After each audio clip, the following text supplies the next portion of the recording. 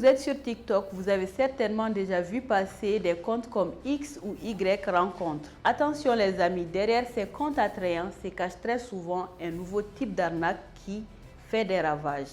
Les arnaques d'amour. Le principe est simple mais très redoutable. Des faux comptes utilisent des photos très attrayantes d'hommes qu'ils présentent comme étant célibataires, pieux, très sérieux et prêts à s'engager. L'objectif, c'est de cibler les jeunes femmes et filles en quête d'amour sincère et de mariage. Tout commence par des échanges très doux et petit à petit, le piège se referme. Ils vont réclamer de l'argent pour organiser des rencontres, payer des cartes d'adhésion ou même pour tester la sincérité de la fille en question. Malheureusement, beaucoup de jeunes filles tombent dans le panneau, persuadées qu'elles vivent réellement une histoire vraie. Cette pratique brise des cœurs, humilie et blesse moralement. Beaucoup de victimes refusent de témoigner par peur du jugement, mais heureusement, certaines personnes commencent à lancer des alertes sur les réseaux sociaux. Et tant mieux.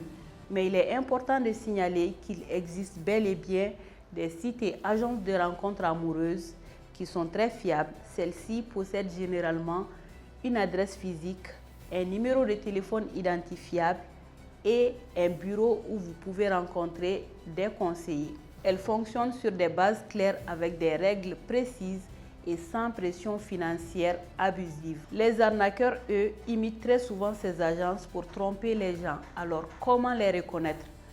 Absence d'informations claires, pas d'adresse physique, pas de numéro de téléphone officiel, aucune trace. Les photos utilisées sont trop parfaites, souvent volées sur Internet ou sur les réseaux sociaux. Les discours qu'ils vont vous servir sont trop beaux, déclarations d'amour trop rapides, promesses de mariage en seulement quelques jours. Ils vont vous demander de l'argent, que ce soit pour organiser une rencontre ou pour prouver votre sincérité. Payer de l'argent est un signe certain d'arnaque. Et pour finir, ils ne vont jamais accepter de vous voir en vrai. Ils vont toujours trouver des excuses. Ces phénomènes montrent aussi qu'il existe un besoin réel de rencontre dans notre société.